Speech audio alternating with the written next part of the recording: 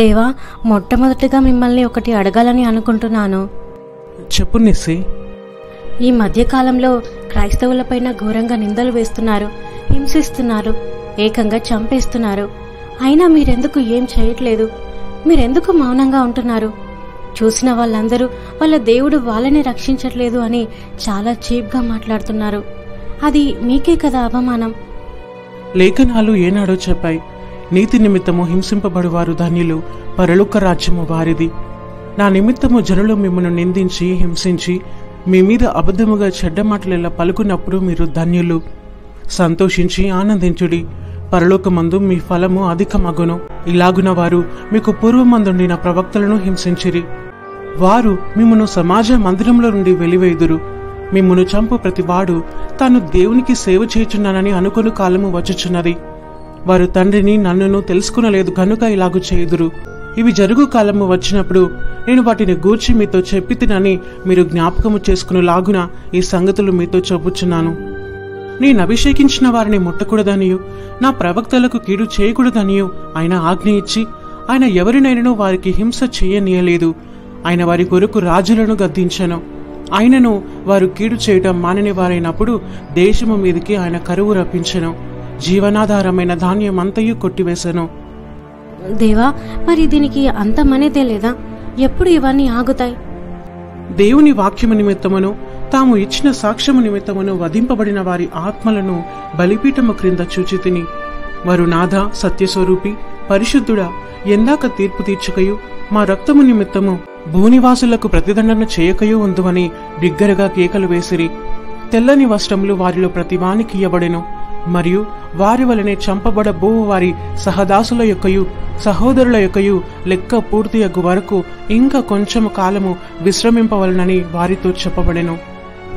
భూరాజులను, ఘనులను, సహస్రాధిపతులను, ధనికులను, బలిష్ఠులను, ప్రతి దాసుడును, ప్రతి స్వతంత్రుడును కొండ గుహలలోను బండ సందులలోను దాగుకొని సింహాసనాసీనుడైన వాని యొక్కయు గొర్రెపిల్ల యొక్కయు ఉగ్రత మహాదినము వచ్చెను.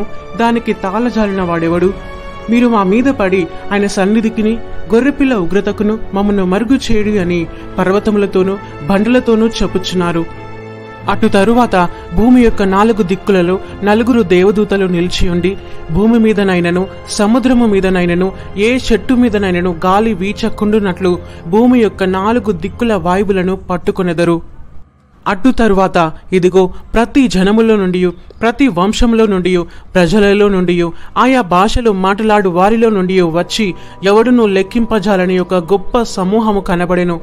వారు తెల్లని వస్త్రములు ధరించుకున్న వారై ఖర్జూరపు మాటలు చేతపట్టుకొని సింహాసనం ఎదుటను గొర్రెపిల్ల ఎదుటను నిలవబడి సింహాసనాసీనుడైన మా దేవునికిని గొర్రెపిల్లకును మా రక్షణకై స్తోత్రమని మహాశబ్దముతో ఎలుగెత్తి చెప్పిరి.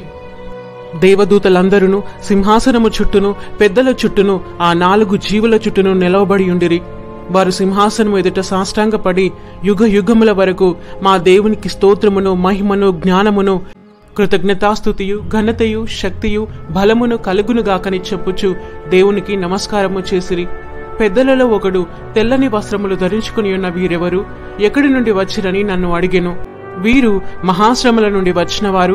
గొర్రెపిల్ల రక్తములో తమ వస్త్రములను ఉదుకుకొని వాటిని తెలుపు చేసుకునిరి. అందువలన వారు దేవుని సింహాసనము ఎదుట ఉండి రాత్రి మగళ్ళు ఆయన ఆలయములో ఆయనను సేవించుచున్నారు. సింహాసనాసీనుడైన వాడు తానే తన గుడారము వారి మీద కప్పును. వారికి ఇక మీదట ఆకలి అయినను దాహమైనను ఉండదు. సూర్యుని ఎండ అయినను ఏ వడిగాలి అయినను వారికి తగలదు. ఏలయనగా సింహాసన మధ్యమందుండు గొర్రెపిల్ల వారికి కాపరి అయి జీవజలముల బుగ్గల యొద్దకు వారిని నడిపించును. దేవుడే వారి కన్నుల నుండి ప్రతి బాష్ప బిందువును తుడిచివేయును. అన్యాయము చేయవాడు ఇంకనూ అన్యాయమే చేయనిమో, అపవిత్రుడైన వాడు ఇంకనూ అపవిత్రుడుగానే ఉండనిమో, నీతిమంతుడు ఇంకనూ నీతిమంతుడుగానే ఉండనిమో, పరిశుద్ధుడు ఇంకనూ పరిశుద్ధుడుగానే ఉండనిమో. ఇదిగో త్వరగా వచ్చుచున్నాను.